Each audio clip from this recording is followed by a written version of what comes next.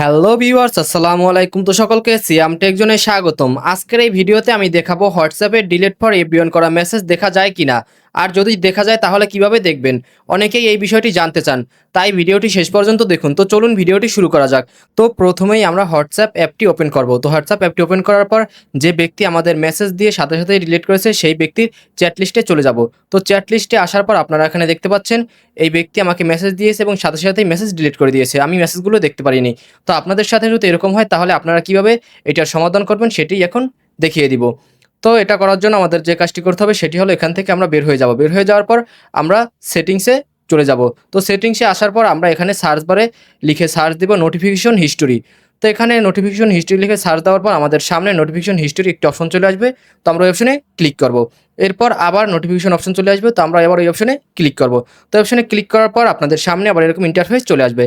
তো এখানে আসার পর আপনারা ইউজ নোটিফিকেশন হিস্ট্রি একটি অপশন দেখতে পারবেন। তো আপনারা যদি এখান থেকে ইউজ নোটিফিকেশন হিস্ট্রি এই অপশনটা অন করে রাখেন তাহলে আপনাদের যদি কেউ মেসেজ দিয়ে আবার ডিলিট করে দেয় সাথে সাথে বা 10-15 দিন আগেও ডিলিট করে দেয় তাহলে সেই মেসেজটি আবার আপনি এখানে এসে দেখতে পারবেন। তো আপনারা এখান থেকে ইউজ নোটিফিকেশন হিস্ট্রি এই অপশনটা অন করে দিবেন। এরপর এখান থেকে বের হয়ে যাবেন। তো এখান থেকে বের হয়ে যাওয়ার পর আমরা আবার হোয়াটসঅ্যাপে চলে যাব। হোয়াটসঅ্যাপে আসার পর আপনারা এখানে দেখতে পাচ্ছেন সেই ব্যক্তি আমাকে আবার মেসেজ দিয়েছে। তো আমি এখন মেসেজটার উপর ক্লিক করে মেসেজটার ভিতরে ঢুকবো।